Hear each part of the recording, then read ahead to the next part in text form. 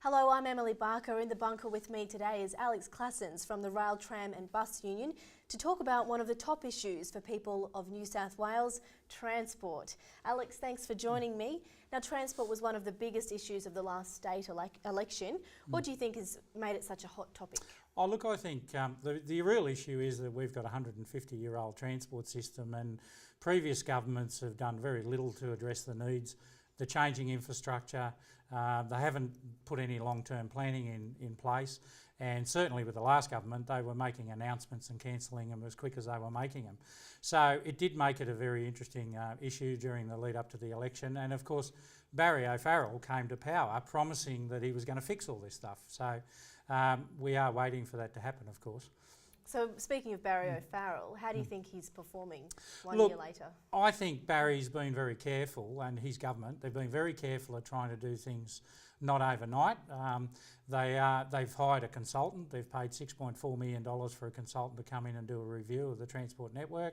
They will produce a report in due course, and no doubt there'll be some challenges in that for the union and its members with its recommendations, and the union needs to be in a position ready to deal with that when it happens. Have you seen any trends that the government has been doing in performing its task? Oh, look, I think generally the government have been, like I said, being very careful, but at the same time occasionally they'll come out and they'll start to blame the workers about certain inefficiencies of the network. You know, there was a recent breakdown on the network and the first thing they did was come out and blame people.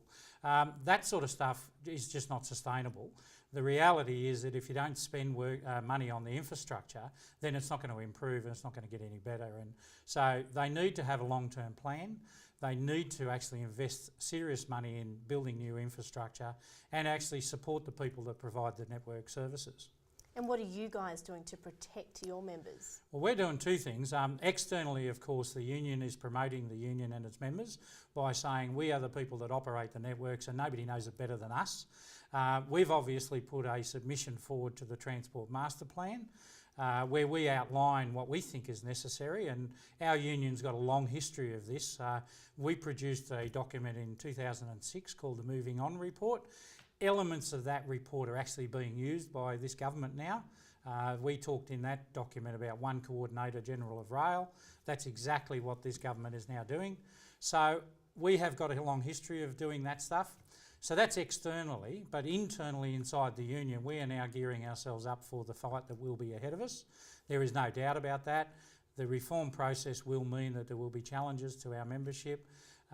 Clearly, we're making sure that we've got adequate resources, but more importantly, we're starting to ask the members to get involved and to participate in the union activities.